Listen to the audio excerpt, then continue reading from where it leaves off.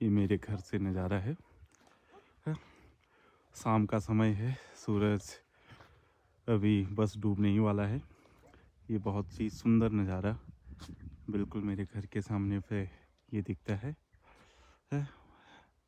बादल हैं, बादल के नीचे खेत हैं, सरसों के पेड़, मेल के पेड़, चारों ओर से बहुत शानदार यह नज़ारा भी आ रहा है। यहाँ पे मम्मी ने कपड़े सुखा के धूप में डाले हैं, सुखाने को डाले हैं।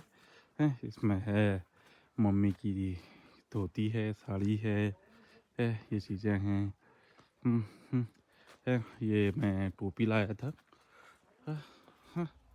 इस बार की टोपी लाया था। और नज़ारा देखो, इससे बेहतरीन नज़ारा, इससे सुंदर नज़ारा जब मैं बाहर जाता हूँ तो मुझे कहीं देखने को नहीं मिलते। कुछ भी कहो, घर घर ही होता है, चाहे वो कुछ भी हो जाए। आज बादलों का एक बेजोड़ संगम चल रहा है, बहुत मज़ेदार। और यहाँ पर ठीक सामने पर हिमालय की चोटियाँ दिखती हैं। अभी बादल की वजह से स्पष्ट साफ नहीं दिखाई दे रही हैं। जैसे ही यहाँ पर बादल छटेंगे तो हिमालय की सफ़ेद चोटियाँ दिखती हैं। अभी हल्का हल्का सूर्यास्त के जो लालिमा होती है, सनसेट की जो लालिमा होती है, वो हमें दिख रही है चारों ओर। और ये जूता है जो कि मम्मी पापा पहनते हैं सर्दियों में। ये कद्दू रखा है छत पे, और केले के पेड़, नया घर जो कि अंडर कंस्ट्रक्शन है। अभी इसको बनने में टाइम है। टाइम तो क्या है, लास्ट काम बचा है इस घर का, केवल दरवाजे और खिड़कियां लगानी है। उसके बाद अभी बाहर से पुट्टी की है इसमें, पुट्टी के बाद ये घर तैयार हो जाएगा रहने के लिए।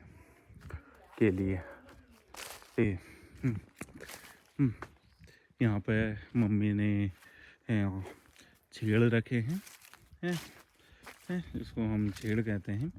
ये क्या होता है कि जब जानवरों के लिए मम्मी चारा लेने के लिए जंगलों में जाती हैं और वहाँ से जो टहनियाँ काट के लाती हैं, उन टहनियाँ का जो बचा हुआ हिस्सा इस तरीके से यहाँ पर रख दिया जाता है। इनका क्या यूज होता है?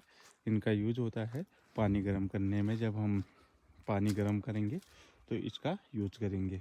यहाँ पर जानवरों ने जितना खाया, उसके बाद जो बचा उसको हम इस तरीके से यहाँ पर लगा देते हैं ताकि वह अच्छी तरीके से सूखे और हमारे जलाने के लिए यूज में आ सके। ये यहाँ पर आप देख रहे हैं दो ये पेड़ सूख चुका है। बचपन में मैं इसी पेड़ में चढ़ा करता था। ये काफल का पेड़ है, ये बहुत बड़ा पेड़ हुआ करता था। अभी भी आपको इसकी जो जड़ है उसको देख के लगेगा कि जिसका जो तना है जड़ का, उसको देख के लगेगा कि ये पेड़ बहुत मोटा अपने ज़माने में होता था। हाँ, मैं स्कूल से घर आता था, कभी कभी तो बिना ड्रेस चेंज किए ही इस पेड़ पर चढ़ जाया करता था, और काफल खाने शुरू करता था, स्टार्ट करता था।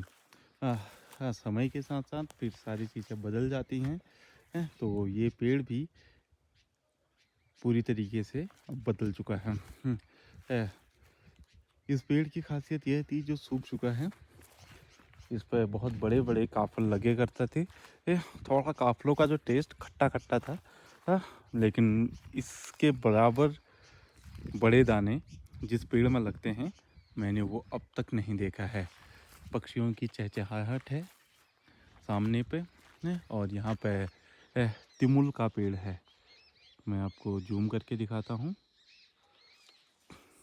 ये तिमुल का पेड़ है।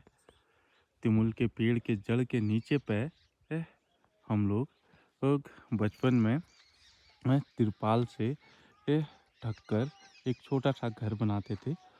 उस घर में हम घर घर खेला करते थे, जिसमें खाना हम उसी के भीतर बनाते थे और दिन में देर तक उसी के अंदर रहते थे। ये मम्मी ने बनाए हैं गाजियों के लोटे एक टाइप की घास होती है। इस घास को अब यहाँ पे सूखने के लिए रखा जाएगा और फिर जानवरों को खिलाने के लिए इसका यूज किया जाएगा। और यही जो इतना बड़ा स्ट्रक्चर का हादसा खड़ा है वह इस एवं छोटे से खंबे पर टिका हुआ है। लकड़ी का खंबा, इसको हम टेका कहते हैं। पिताजी अभी बिस्कुट धूप में डाला था, गेहूँ वो चीज़ें धूप में डाली थी, उसको समेट रहे हैं। सौर ऊर्जा है जो कि हाल ही में नया लगा हुआ है। और यहाँ पर ये है अंकल का घर है। पूरा मौसम आप देखिए चारों ओर। ओके।